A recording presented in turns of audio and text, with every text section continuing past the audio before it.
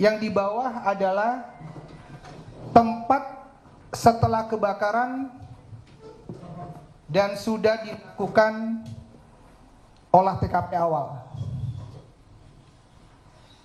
Di sebelah kanan ini merupakan skep TKP perumahan Taman Harapan Indah. Saya akan menjelaskan skep TKP dan lokasi CCTV-nya. Disinilah lokasi yang merupakan rumah kediaman korban, dan ini adalah perumahannya Taman Harapan Indah.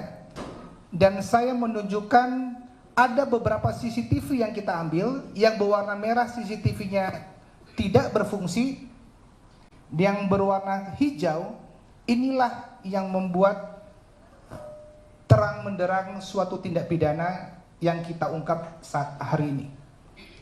CCTV ini ada di at home living residence. Dan saya akan tunjukkan satu titik gang elektro, pintu pagar besi yang bisa dilalui pejalan kaki, tetapi saya akan jelaskan di belakangnya nanti. Jadi ini adalah skep TKP perumahannya. Lanjut. Gambar ini menjelaskan bahwa Polri melakukan tugas penanganan awal tindak pidana dan olah TKP, dan juga dilakukan secara crime scientific investigasi bersama Lafor, bersama Inavis. Di sini juga menjelaskan setidaknya kami 3 kali bersama Inavis dan Lafor mengulang-ulang melihat TKP, mencari petunjuk-petunjuk sehingga kasus ini terang benderang. Lanjut. Nah, ini yang penting rekan-rekan. Di sini saya menjelaskan pemeriksaan saksi sebanyak 48 orang. Semua yang saya tampilkan di sini itu adalah by CCTV yang saya jelaskan tadi. 0936 korban Wina Valinda itu terekam CCTV keluar dari komplek. Pukulnya 0936 menggunakan kendaraannya BK 1494 JA Fortuner, dan hasil keterangan yang dituangkan di dalam berita acara pemeriksaan yang bersangkutan meletakkan kunci pintu depan rumahnya di tempat rak sepatu yang berada di teras depan rumahnya. Kemudian 10.30 secara umum saksi di TKP kami periksa mengatakan melihat adanya kebulan asap 10.30. Jadi masa ini prediksi awal kami 9.36 sampai 10.30 waktu duga terjadinya kebakaran selama 54 menit. Jadi rentan 54 menit itu dugaan awal. Disitulah proses terjadinya kebakaran, dugaan awal. Kemudian 10.42 korban Bapak KW mendapat pesan dari tetangga yang mengatakan mengetahui bahwa rumahnya terbakar. Lanjut. Dan 10.49 ada security yang menelepon istri dari korban mengatakan ada terjadinya kebakaran dan meminta izin untuk masuk dengan cara mendobrak pintunya. Jadi kemarin ada pintu yang sudah pecah, itulah yang dilakukan. Kemudian 10.53 pemadam kebakaran tiba di TKP. Kemudian 11.06 PLN petugasnya membantu mematikan aliran listrik untuk memudahkan pemadaman api. Lanjut. 11.06 Bapak korban KW tiba di TKP dengan cara dibonceng security PN Medan mengendarai motor di lokasi menuju ke TKP. pada saat 11.12 istri korban tiba di lokasi kebakaran dan 11.16 personel Polsek Sunggal tiba di TKP. Saat tiba di lokasi, keluarga korban sudah berada di rumah dan sudah banyak sekali barang-barang yang dibersihkan. Sudah ada beberapa perlengkapan yang dikeluarkan dari lokasi sehingga kami mengamati dan melakukan olah TKP seadanya. Pada saat itu sudah banyak yang dikeluarkan. Lanjut. (11.25) security Dedi Pratama mendapat perintah dari KW untuk membersihkan puing-puing yang ada di tempat itu. Jadi sudah ada pembersihan. Kemudian Inavis 11.30 melakukan olah TKP dengan kondisi seperti ini.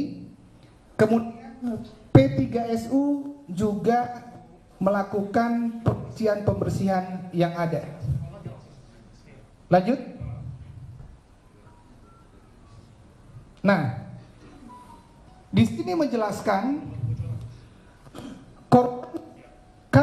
KW menelepon Ketua LSM Kalibrasi bahwa mengatakan rumahnya terbakar melalui WhatsApp, sehingga saksi AS yang merupakan Ketua LSM Kalibrasi tiba 15.30 di lokasi dan masuk ke dalam kamar membuat video singkat. Setelah membuat video singkat, 17.20 yang bersangkutan memviralkan di media sosial dengan inisiasi sendiri. Lanjut. Rekan-rekan, ini cukup penting.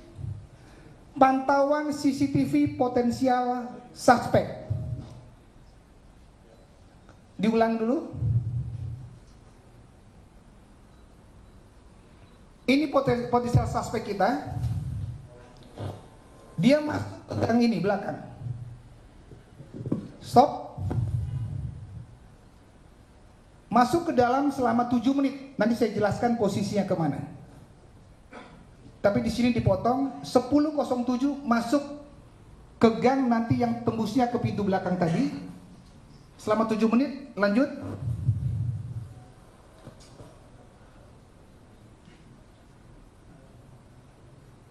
Ya. Kemudian suspek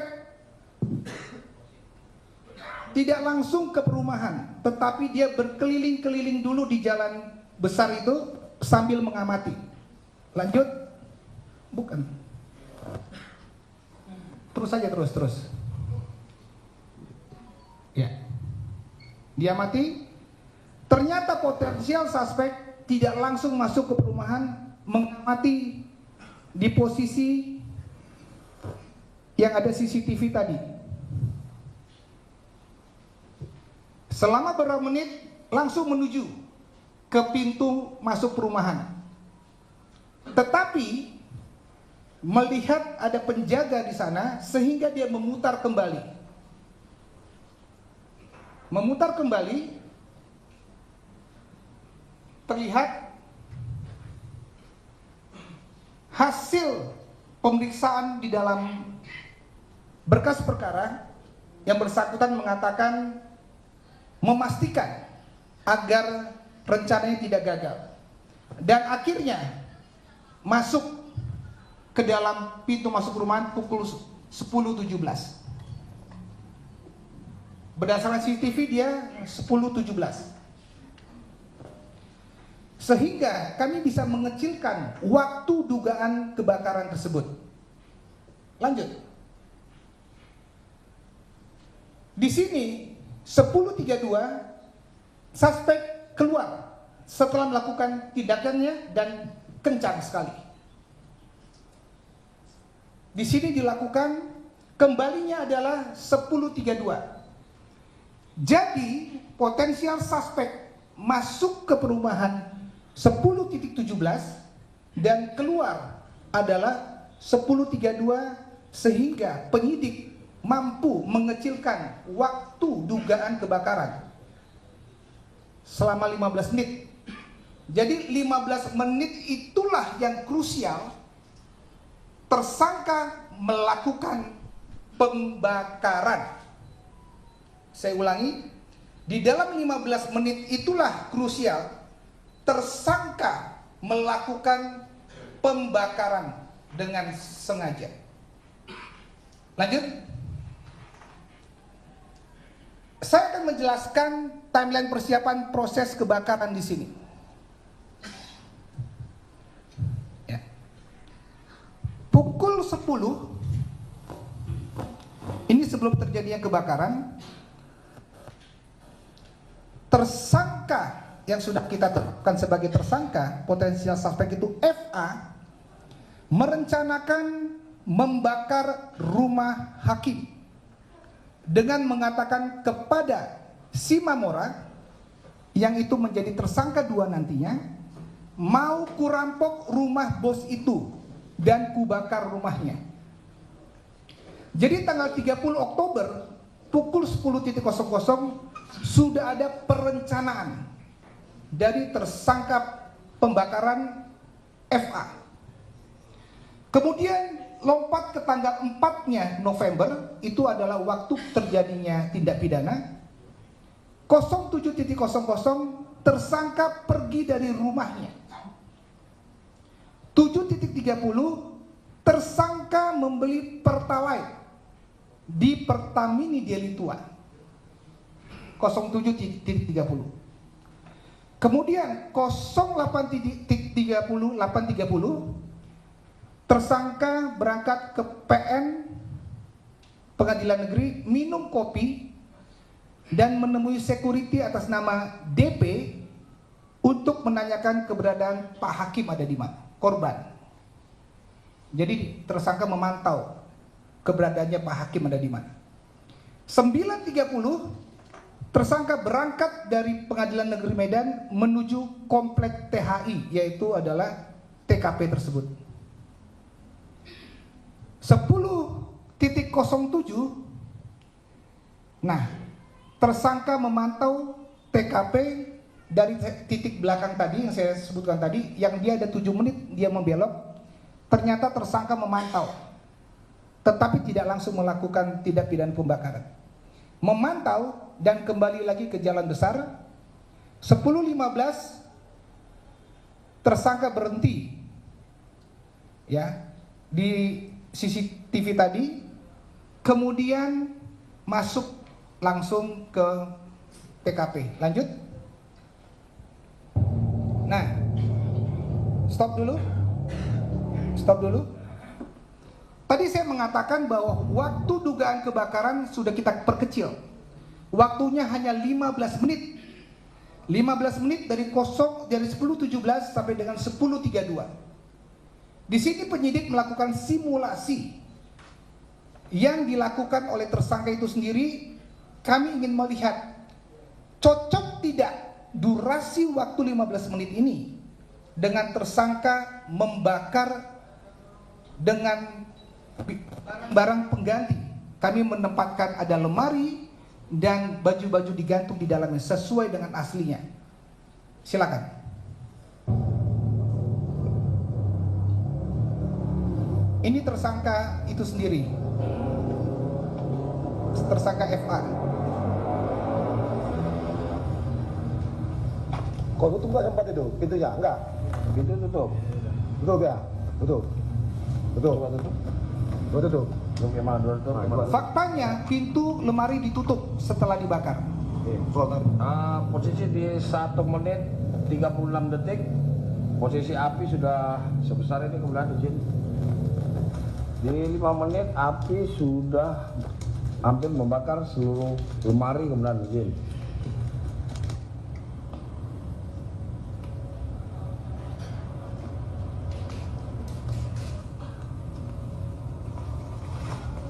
Mohon izin komandan, di pukul 12 menit untuk lemari, tiang-tiang lemari sudah roboh komandan. 12 menit simulasi tersangka berhasil membakar tanpa akseleran. Berarti tanpa akseleran itu tanpa bahan-bahan yang mempercepat kebakaran seperti pertalite atau lain-lainnya. 10.32 tersangka keluar dari komplek. Jadi 15 menit ini masuk waktunya dengan 12 menit membakar sampai dengan faktanya ada 15 menit waktu yang digunakan tersangka tanpa akseleran. Lanjut. Nah, di sini saya gambarkan bahwa foto tersangka dan barang bukti yang digunakan. Nanti tersangka persiapkan dimasukkan tim petugas. Dilihat sebelah kiri, ini adalah foto tersangka pada saat menggunakan perlengkapannya dari helm, baju, tas sandang, celana, sepatu, motor, semuanya tim berhasil mengamankan dan menyitanya. Kemudian inilah foto tersangkanya. Perannya adalah dengan sengaja dan berencana membakar. Tersangka dipersiapkan masuk. Motifnya sakit hati dan dendam terhadap korban.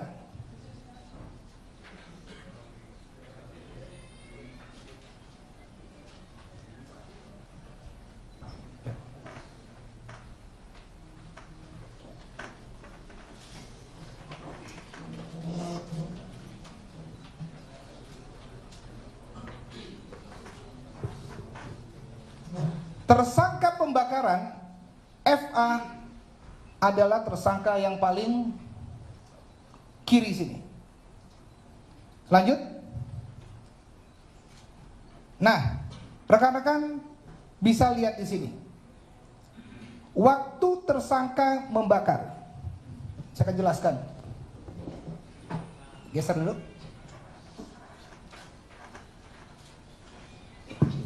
Begitu tersangka masuk, motor langsung diparkirkan persis di depan rumah dengan kepala motor menghadap pintu masuk komplek. Ada dua pintu, satu pintu garasi dan satu pintu kecil. Tersangka yang dimaksud tersangka FA ini merupakan mantan supir korban. Saya ulangi, dia merupakan mantan supir korban yang sudah tidak bekerja lagi. Sehingga tersangka mengetahui selak-beluk yang ada di komplek dan yang ada di rumah. Selama 3 tahun terakhir dan bahkan lebih yang bersangkutan sudah kerja. Tersangka masuk dan mengambil kunci di rak sepatu. Ada pintu masuk utama 2 jenis pintu. Yang di depan adalah pintu besi, yang di belakangnya adalah lapis kedua adalah pintu kayu. Fakta ditemukan pintu besi tidak dikunci, sehingga tersangka membuka pintu kayu dengan kunci rumah yang ditinggalkan oleh korban, istri korban di rak sepatu. Kemudian tersangka masuk pintu sliding, disinilah masuk ke area kamar. Nanti saya jelaskan di area kamar. Lanjut. Nah, ini adalah area kamarnya. Tersangka mencongkel pintu kamar yang dikunci dengan obeng yang dibawa dan sudah dipersiapkan ada di depan sana. Begitu masuk, tersangka langsung menuju lemari pakaian milik istri korban. Tadi sudah diperagakan, ini contohnya. Membuka bagian sebelah kiri. Setelah dibuka, nggak dikunci pintunya. Kemudian membuka yang di sebelah kanannya, ada laci yang terkunci dan dibuka kembali dengan obeng. Disitulah adanya perhiasan milik istri korban ada di depan situ, yang berhasil didapat oleh tersangka, dipindahkan ke tempat tidur karena tersangka bawa tas lempang. Isi tas lempang dikeluarkan, salah satunya adalah pertalite yang ada di botol, dan memasukkan perhiasan yang dicuri ke dalam tas lempangnya. Kemudian dilanjutkan, setelah berhasil mencuri perhiasan, dilanjutkan proses pembakaran. Tersangka mengambil tisu bambu yang ada di dekat TV, kemudian membakar pertama kali di sebelah sini, di bagian pintu, di bagian dalam baju yang digantung. Kemudian dibakar kedua di sebelahnya, dan dibakar ketiga di bawah laci. Kemudian dibakar keempat, spring bed di tempat tidur ini, dan memastikan terbakar. Tidak cukup dengan itu, ternyata tersangka mengeluarkan pertalite yang dibelinya dengan menyiramkan di area 1, 2, 3, dan sisanya dimasukkan, dilempar ke dalam tempat tidur. Sisa botol dan sisa pertalite dibuang di bawah tempat tidur. Ini disiramkan di meja-meja semua. Dan inilah kondisi kamar setelah terbakar. Lanjut. Di sini saya menjelaskan timeline pasca pembakaran. 4 November, tersangka A, tersangka pertama, dari TKP langsung menuju toko emas Barus, menjual perhiasan hasil curian tanpa surat senilai 25 juta rupiah berhasil dijual, 25 juta rupiah, dan tersangka 1 menghubungi tersangka 2, Simamora, tersangka 2, untuk bertemu di SPBU sambil menanyakan situasi rumah Pak Hakim dan memberikan uang jajan sebanyak 5 juta untuk tutup mulut. 6 November 2025, tersangka 1 menjual kembali perhiasan hasil pencuriannya di Simpang Limun bersama tersangka 2. Hasil penjualannya sebanyak 35 juta rupiah dan memberikan kepada tersangka 2 sebesar 10 juta. 8 November, tersangka 1 menjual perhiasan hasil curiannya ke toko Barus, berarti sudah 2 kali dia jual di toko emas tersebut, tanpa surat juga, perhiasan itu tanpa surat, dengan menerima uang 60 juta rupiah. Tersangka 1 dari hasil penjualan, hasil rampokannya, hasil penjualannya, membeli sepeda motor seharga 9.200.000, sepeda motor baru. Kemudian 10 November, tersangka 1 bersama tersangka 3, ya, bersama tersangka 3 menjual perhiasan yang dicuri ke toko Mas Munte tanpa surat juga. Bisa dilihat di situ, tersangka 3 terekam CCTV dan baju pada saat terekam berhasil kita amankan juga di situ. Lanjut. 12 November, tersangka 1 menjual perhiasan ke toko Barus, sudah 3 kali berarti dia menjual di situ, seharga 280 juta namun demikian meminta untuk dikerjakan menempah kembali menjadi gelang dan cincin sebanyak 75 gram. Tetapi belum sempat dijadikan barang. Inilah yang kita sita, emas batangan yang belum ditempa dari toko emas tersebut. 13 November, tersangka 1 bertemu dengan tersangka 2 di SPBU, menyerahkan kembali uang 10 juta sambil menanyakan apakah semuanya aman.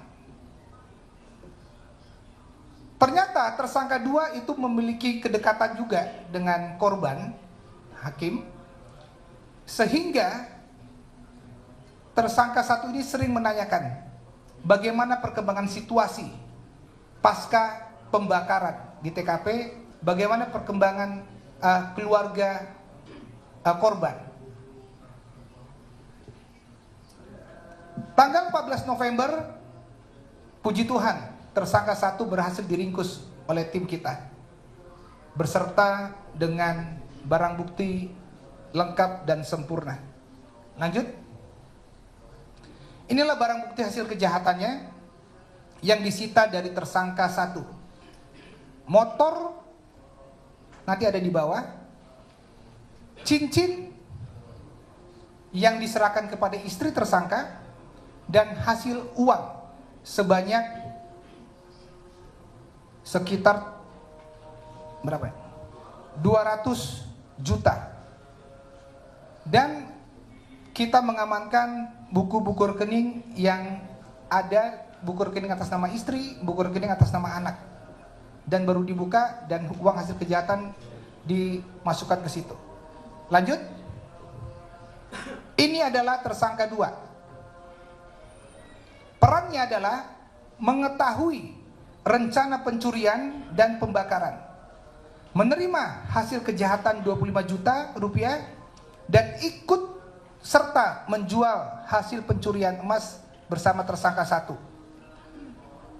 Itu adalah barang bukti yang berhasil kita sita, ada di depan sini juga. Kemudian selanjutnya, tersangka 3 HS peran membantu tersangka 1 menjual perhiasan ke toko Munte dan menerima hasil penjualan emas. Barang bukti ada yang pada saat dipakai sudah kita sita. Lanjut. Tersangka terakhir, tersangka 4 yang merupakan pemilik toko emas Barus. Perannya membeli hasil kejahatan penadah dari tersangka pertama sebanyak 3 kali, berupa cincin 4 buah, kalung 3 buah, gelang 4 buah, anting 3 buah, dan nilainya cukup fantastis, yang kesemuanya itu diterima oleh tersangka 4 tanpa adanya dokumen atau tanpa adanya surat-surat dari perhiasan itu sendiri. 1 keping emas hasil leburan berhasil kita sita, yang rencananya akan dibuat cincin gelang untuk tersangka 1. Lanjut. Demikian untuk paparan singkat perkembangan dari hasil proses penyelidikan, penyidikan, dan para tersangka yang sudah kita tetapkan sebagai tersangka. Saya rasa cukup sekian. Kita tunggu sebentar, lagi ada aja.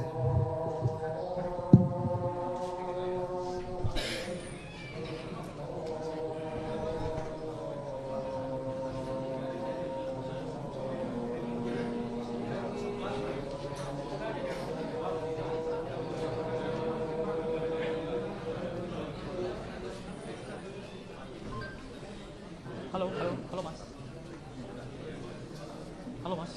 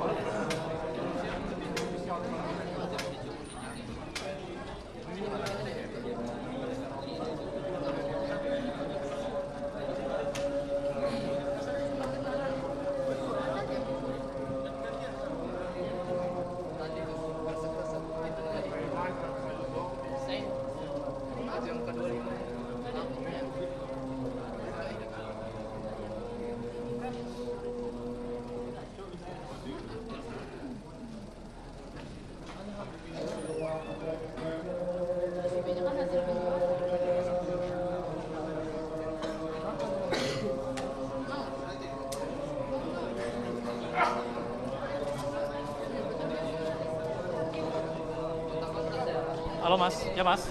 Halo. Oh, band clear, oke.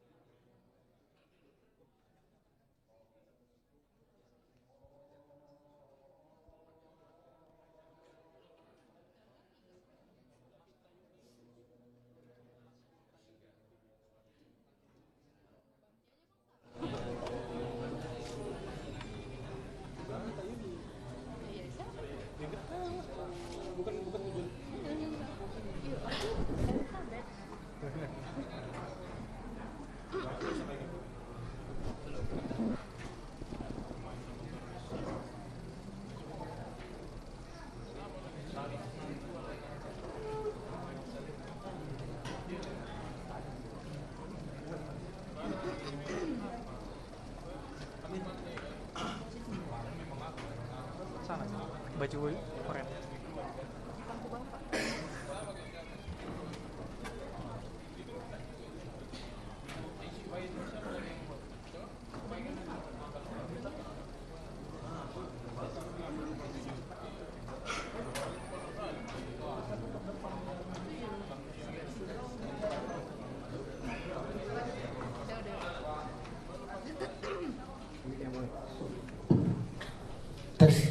Sudah bisa ya? Baik, setelah ini kita dengar untuk hasil uji dari lapor. Tes. Assalamualaikum warahmatullahi wabarakatuh. Shalom, salam sejahtera untuk kita semua. Yang terhormat Bapak Direktur Kriminal Umum Polda Sumatera Utara, yang kami hormati dan kami banggakan Bapak Kapolrestabes Medan, Kepala Pengadilan Tinggi Sumatera Utara, dan seluruh peserta rilis yang kami hormati dan yang kami banggakan rekan-rekan jurnalis. Terima kasih untuk kesempatan yang diberikan kepada kami dari Laboratorium Forensik untuk membagi sedikit informasi yang kami temukan di TKP. Dapat kami sampaikan bahwa ketika kami datang ke TKP, ada beberapa kami melihat TKP sudah tidak utuh. TKP sudah tidak utuh. Pertama-tama kami melakukan pengamatan umum di TKP, kemudian lebih dalam lagi kami melakukan pengamatan di kamar yang menjadi TKP utama. Kemudian kami melakukan pengamatan di sana bahwa terlihat di lantai kamar tersebut, kami melihat tingkat kerusakan yang paling parah ada di sana. Secara logika, kami berpikir bahwa di sanalah paling lama kontak api, karena sampai ubinnya pecah, bahkan berubah warna. Kemudian dari sana, dari lantai itu kami mengambil sisa-sisa yang bisa kami dapat, yaitu abu arang. Ya, abu arang itu kami kerok, kami amankan, kemudian itulah yang kami lakukan pemeriksaan di laboratorium.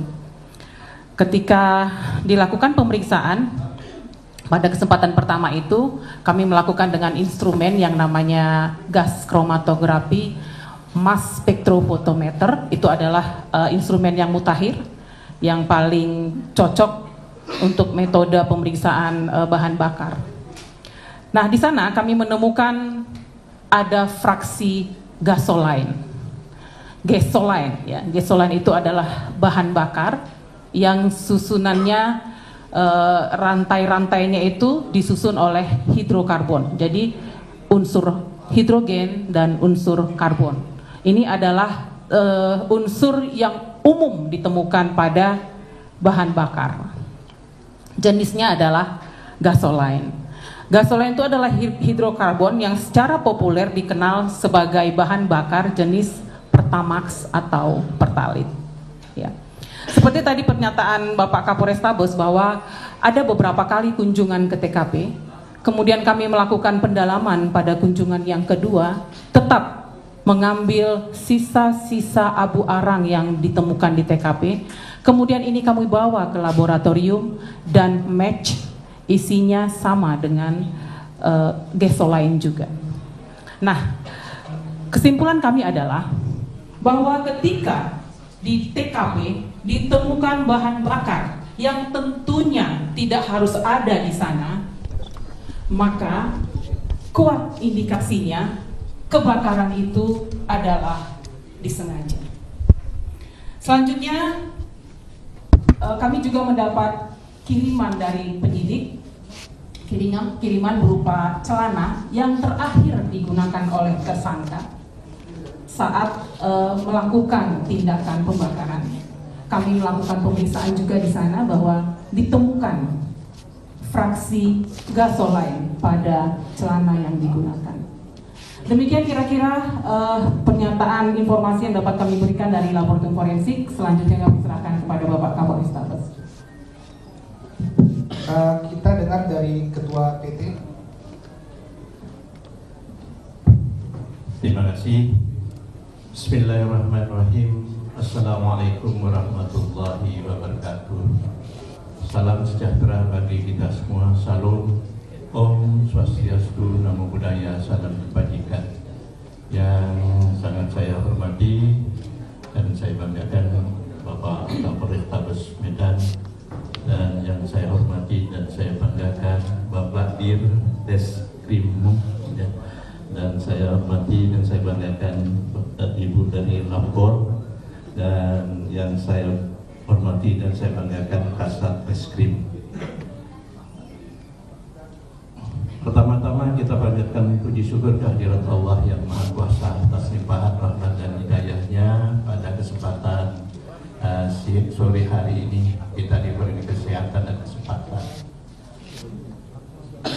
Bapak, Ibu, atau rekan-rekan wartawan yang saya banggakan, kami selaku Ketua Pengadilan Tinggi Medan dan Ketua Pengadilan Negeri Medan serta Wakil Ketua Pengadilan Negeri Medan beserta Yang Mulia Ketua Mahkamah Agung Republik Indonesia dan Yang Mulia Bapak Wakil Ketua Pengadilan Bapak Wakil Ketua Mahkamah Agung Republik Indonesia menyampaikan terima kasih yang sebesar-besarnya kepada yang kami hormati Bapak Kapolda, merupakan sahabat saya dalam sinergitas di bidang hukum, dan kemudian kepada Bapak Kapolrestabes Medan dan Bapak Dirreskrimum dan Ibu dari Lapor serta Pak Kasat Reskrim. Sekali lagi sangat-sangat terima kasih. Merupakan suatu kerja yang luar biasa. Sudah 10 hari yang begitu singkat bisa diungkap suatu peristiwa yang begitu ruwet, dengan izin Tuhan dan bimbingan Tuhan, dan kesabaran dan profesionalisme dari Bapak beserta jajarannya sehingga bisa diungkap. Kami sekali lagi berterima kasih. Kami tadi juga ditelepon oleh Bapak Kapolda bahwa pada jam 15 akan ada press release, dan kami mohon izin untuk hadir. Sebenarnya cukup Pak KPN dan Pak KPN, tapi saya dengan beliau ini ke lapangan, diem-diem ke lapangan tempat peristiwa itu sudah 2 kali diem-diem ke sana. Beliau mendampingi dengan telatennya, ya saya percayakan. Dan sekarang sudah terbukti. Saya terima kasih lagi, Pak. Saya sengaja minta izin Pak Kapolda untuk hadir juga di sini. Dan berikutnya ini sudah menjawab spekulasi selama ini. Ada spekulasi liar dan sekarang bisa dijawab dengan kinerja Bapak Kapolrestabes beserta jajarannya, dan dengan bimbingan dari Bapak Kapolda yang cukup profesional. Ini bukti daripada kolaborasi dan sinergitas Ketua Pengadilan Tinggi beserta Bapak Kapolda Sumatera Utara, dan sinergitas dan kolaborasi dari Ketua Pengadilan Negeri dan Wakil Ketua Pengadilan Negeri dengan Bapak Kapolrestabes Medan beserta jajarannya. Sekali lagi terima kasih. Berikutnya kami serahkan kepada dan kami hormati pada proses hukum lebih lanjut. Demikian yang bisa saya sampaikan, kurang lebihnya mohon maaf. Wabillahi taufiq wal hidayah. Wassalamualaikum warahmatullahi wabarakatuh. Baik, untuk konferensi pers setelah usai, silakan kalau ada pertanyaan atau langsung nanti kita berjajakan, silakan.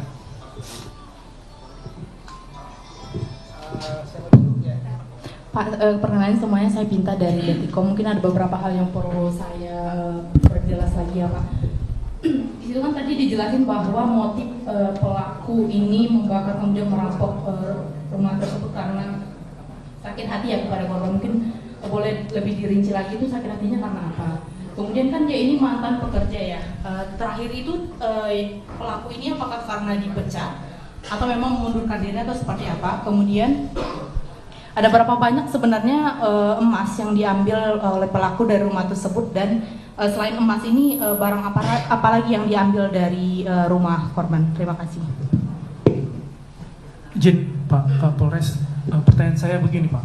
Ini hakim ini kan lagi menangani kasus. Apakah ada unsur politik, ada kaitan dengan kasus yang ditanganinya terhadap kebakaran yang di rumahnya ini? Apakah yang kasus yang menimpa pejabat salah satu di Sumatera Utara ini, apakah ada kaitannya? Itu aja, terima kasih. Cukup 2 ya. Baik, terima kasih.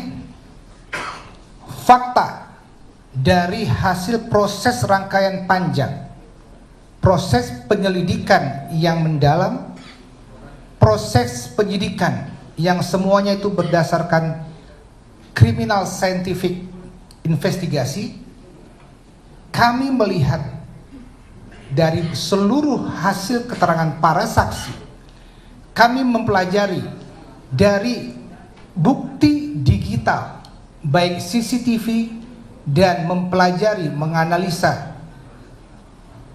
viralnya media sosial, dan itu menjadi kami pelajari sampai dengan saat ini. Tadi sudah disampaikan dan dipaparkan bagaimana proses sebelum dan pada saat pelaku melakukan pembakaran dan setelahnya. Hasil penyidikan yang merupakan keterangan dari tersangka 1 dan dituangkan di dalam berita acara pemeriksaan, terang benderang tersangka 1 mengatakan bahwa sudah setidaknya 3 tahun yang bersangkutan bekerja dengan korban. Bahkan sebelum yang bersangkutan menikah. Berarti kondisi lajang. Dimulai dari Rantau Parapat. Pada saat korban berdinas di PN Rantau Parapat, Pak. Dengan cara diperkenalkan oleh sesama pekerja yang ada di Pengadilan Negeri Rantau Parapat. Selama proses tersangka 1 bekerja, itu setidaknya 3-4 kali keluar masuk pekerjaan, dan proses-proses kenapa keluar masuk ada unsur sakit hati tersangka 1, kemudian sampai dengan puncaknya kejadian ini yang bersangkutan sudah keluar dan merencanakan pembakaran dan pencurian. Kenapa tersangka tahu detail dan lancar melakukan kejahatan ini? Karena mengetahui betul seluk-beluk di dalam rumah, penempatan kunci dan lain-lainnya. Saya hanya bisa menjelaskan motif dari pelaku melakukan pembakaran dan pencurian seperti itu. Yang kedua, apakah ada kaitan dengan hal lain tersangka melakukan pembakaran dan pencurian di TKP? Sampai dengan saat ini, penyidik belum menemukan faktor lain dan tidak menemukan ada sebab akibat peristiwa sebelumnya sehingga mengakibatkan peristiwa pencurian dan pembakaran terjadi. Dengan menyimpulkan dari rangkaian panjang proses penyelidikan dan penyidikan di dalam frame kriminal scientific investigasi, bahwa tersangka 1 terang menderang melakukan pembakaran dan pencurian atas kesadaran dirinya sendiri dan sudah direncanakan, dan dengan kesadaran dirinya sendiri dan sudah direncanakan. Terbukti dengan sebelumnya tersangka 1 merencanakan dan disampaikan ke tersangka 2 perencanaan tersebut.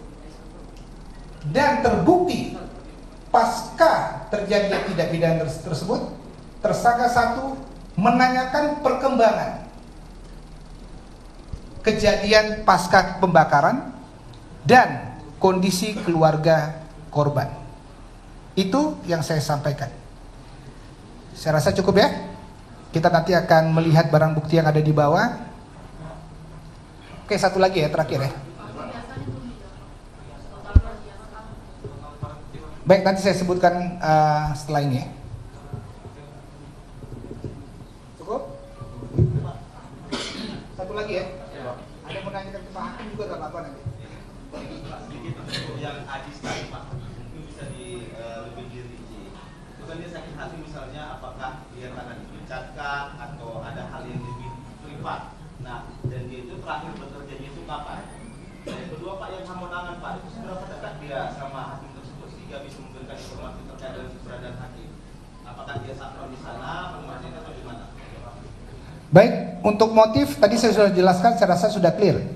Tetapi untuk tersangka 2 memiliki hubungan kedekatan juga dengan korban, karena pada saat terjadinya pembakaran dan kebakaran tersebut, tersangka 2 juga membantu membersihkan dan membantu mengangkat barang-barangnya di TKP, karena tersangka 2 masih memiliki kedekatan terkait dengan hubungan antara jemaat di salah satu gereja. Jadi seperti itu. Baik, saya rasa cukup ya. Baik, kita akan tunjukkan ini.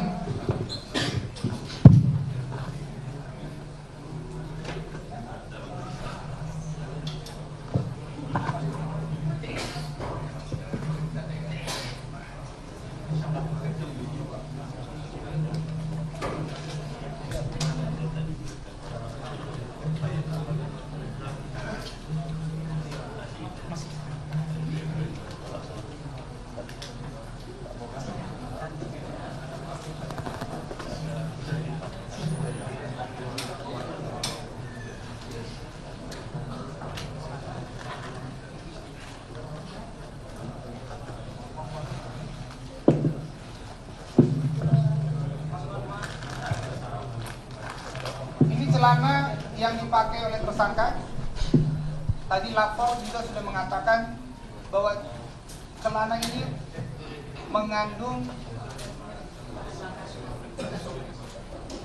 fraksi gasolin kalau dari hasil lapor, tetapi ini dicocokkan dengan hasil pembelian pertalite yang dilakukan oleh tersangka. Ini tas pinggang.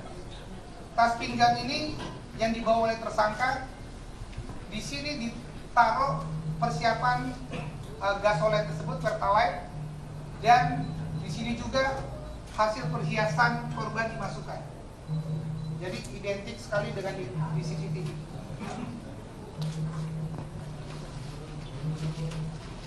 Kemudian ini adalah milik tersangka 3. Tersangka 3 pada saat terekam CCTV di toko emas yang bersangkutan menggunakan baju.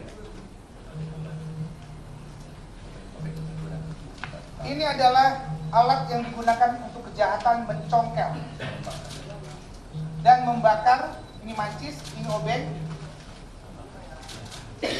yang digunakan tersangka untuk mencongkel pintu kamar dan mencongkel laci tempat disimpan perhiasan tersebut.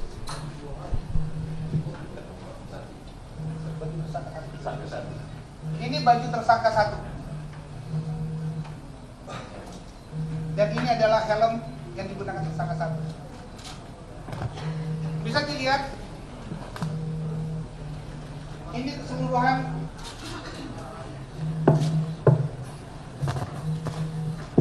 perhiasan ini dan uang hasil penjualan perhiasan yang berhasil tim menyitanya. Ini perhiasan korban, dan yang satunya adalah hasil leburan dari beberapa perhiasan korban yang berhasil dijual di tempat emas, toko emas, dan nantinya sebenarnya akan dijadikan kalung, cincin untuk tersangka 1. Namun demikian belum diproses dan berhasil ditangkap terlebih dahulu.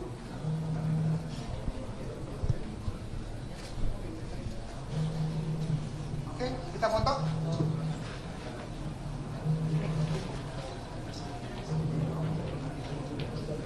Depan, kiri,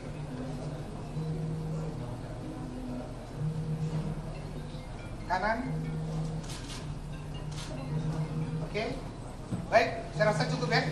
Makasih, Tuhan memberkati.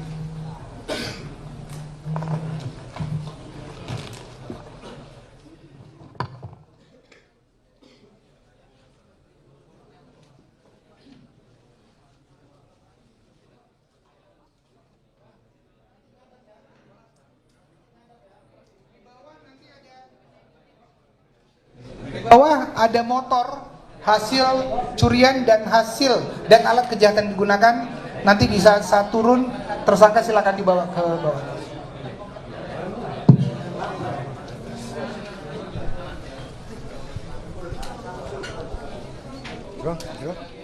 Bang Bud, moving ke bawah.